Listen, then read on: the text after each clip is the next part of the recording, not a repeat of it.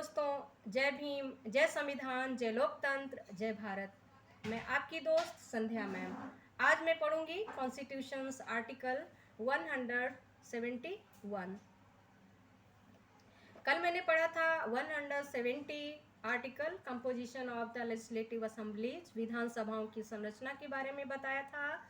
आज मैं बताऊंगी 171 article composition of the legislative councils, यानी अनुच्छेद 171 विधान परिषदों की संरचना के बारे में। तो दोस्तों, मैं स्टार्ट करती हूँ 171 composition of the legislative councils. Number 1, the total number of the members in the legislative council of a state having such a council shall not exceed one third of the total number of members in the legislative assembly of that state. Number 2, provided that the total number of members in the legislative council of a state shall in no case be less than 40. Number 2, until Parliament by law otherwise provides, the composition of the legislative council of a state shall be as provided in clause 3rd. Number 3rd, one of the total number of members of the legislative council of a state A, as nearly as may be one third, shall be elected by electorate consisting of members of municipalities, district boards, and such other local authorities in the state as Parliament may by law specify.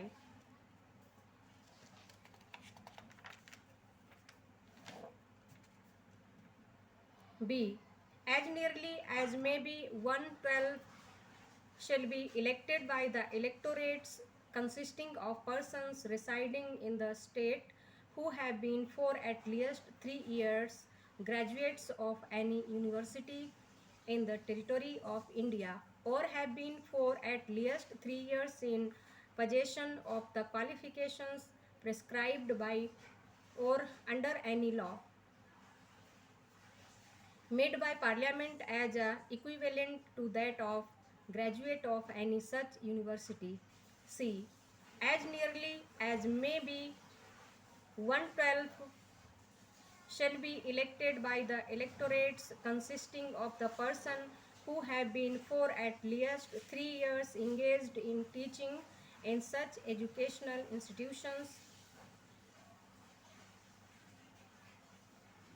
within the state, not lower in standard than that of secondary schools, as may be prescribed by or under any law made by Parliament.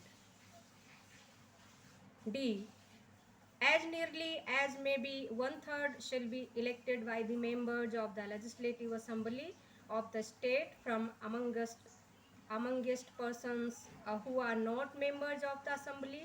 E, the remainder shall be nominated by the governor in accordance with the provisions of clause 5th.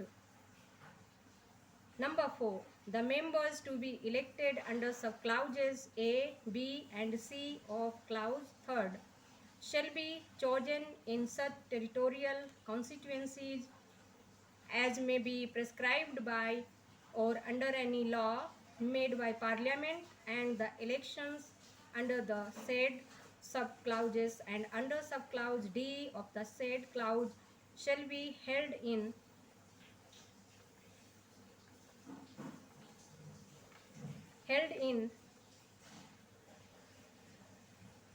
accordance with the system of the proportional representation by the means of the single transferable vote. Number 5, the members to be nominated by the governor under sub-clause E of clause 3rd shall consist of persons having special knowledge or practical experience in respect of such matters as the following, namely literature, science, art, cooperative movement, and social service.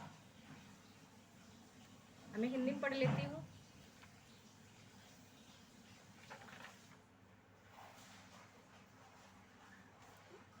भारतीय संविधान का अनुच्छेद, भारत के संविधान का अनुच्छेद 171 विधानसभाओं की संरचना के बारे में बात करता है और उसके तहत ही कानून बनता है। अनुच्छेद 171 विधानसभाओं की संरचना के बारे में वर्णन करता है। नंबर 1, विधान परिषद वाले राज्य की विधान परिषद के सदस्यों की कुल संख्या उस राज्य की विधानसभा के सदस्यों की कुल संख्या के 1/3 से अधिक नहीं होगी, यानी 1/3 से अधिक नहीं होगी। परंतु किसी राज्य की विधान परिषद के सदस्यों की कुल संख्या किसी भी दशा में 40 से कम नहीं होगी। नंबर 2, जब तक संसद विधि द्वारा अन्यथा उपबंध न करे तब तक किसी राज्य की विधान परिषद की संरचना खंड 3 में उपबंधित रीति से होगी। नंबर 3, किसी राज्य की विधान परिषद के सदस्यों की कुल संख्या का यथाशक्य निकटतम 1/3 भाग उस राज्य की नगरपालिकाओं, जिला बोर्डों, अन्य ऐसे स्थानीय प्राधिकारियों के जो संसद विधि द्वारा विनिर्दिष्ट करे सदस्यों से मिलकर बनने वाले निर्वाचक मंडलों द्वारा निर्वाचित होगा।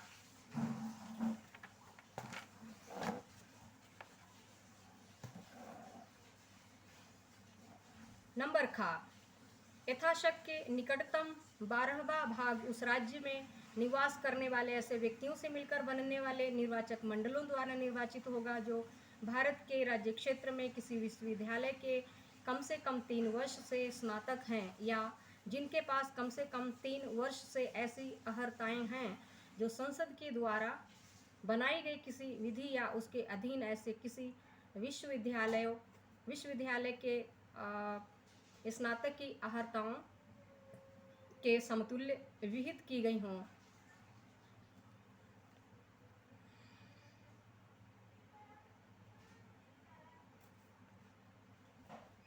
नंबर गा, यथाशक्य निकटतम 12वां भाग ऐसे व्यक्तियों से मिलकर बनने वाले निर्वाचक मंडलों द्वारा निर्वाचित होगा जो राज्य के भीतर माध्यमिक पाठशालाओं से अनिम्न स्तर की ऐसी शिक्षा संस्थाओं में जो संसद द्वारा बनाई गई किसी विधि द्वारा या उसके अधीन विहित की जाए।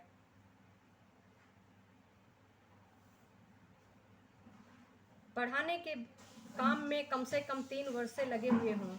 नंबर घा, यथाशक्य निकटतम 1/3 भाग राज्य की विधानसभा के सदस्यों द्वारा ऐसे व्यक्तियों से निर्वाचित होगा जो विधानसभा के सदस्य नहीं हैं।